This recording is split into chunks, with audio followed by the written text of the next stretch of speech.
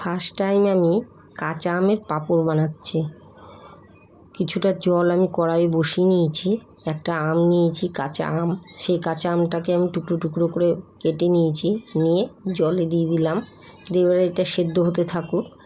এর মধ্যে সেদ্ধ হচ্ছে, তার মধ্যে আমি কিছুটা সাবু নিয়েছি, সাবুদানা, সেটা ছোটোই হোক বড়োই হোক দুটোই চলবে। 2 ঘন্টা ভিজিয়ে রেখেছিলাম, রেখে আমি এরকম পেস্ট করে নিয়েছি।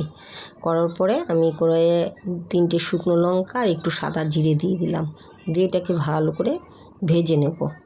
ভেজে নিয়ে এটাকে গুঁড়ো করে নেব। গুঁড়ো করে নিয়ে তারপরে কিছুটা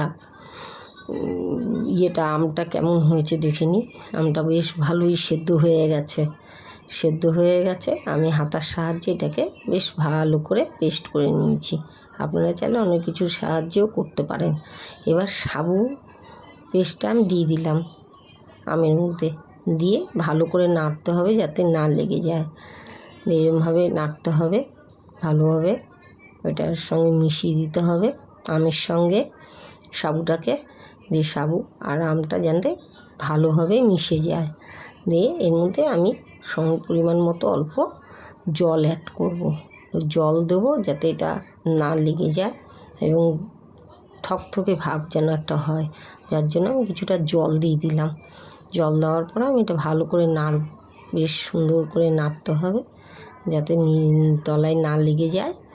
নিয়ে তারপর আমার মশলাটা গুঁড়ো করা ছিল, সেই গুঁড়ো মশলাটাও দেব। নুন দিয়ে দিলাম অল্প পরিমাণ মতো, লবণ দিয়ে দিলাম।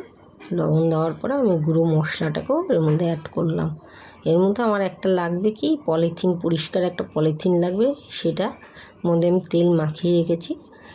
মাখানোর পর আমি এইভাবে যেটা করেছি পেস্টটা, সেটা আমি এইভাবে হাতার সাহায্যে দিয়ে গোল করে দিচ্ছি। এবার মোটামুটি আমার 13টার মতন পাঁপড় হয়ে গেছে। 13টার মতন পাঁপড় হয়েছে। এটা ফ্যানের হাওয়ায় আমার এরকম টেনে গেছে, শুকিয়ে গেছে। আমি একদিন রোদেও দিয়েছিলাম, রোদে দিয়ে একটু শুকিয়ে নিয়েছি, দিয়ে সুন্দর পাঁপড় হয়েছে আর খেতেও খুব মচমচে হয়েছে। এরকম ফ্যানের তলায় এরকম টেনে গেছে। টেনে যাওয়ার পরে আমি একদিনই রোদে দিয়েছিলাম, রোদ লাগিয়ে নিয়েছিলাম একদিন। দেখুন কত সুন্দর হয়েছে, একদম মচমচে, বেশ সুন্দর পাতলা পাতলা পাঁপড় হয়েছে।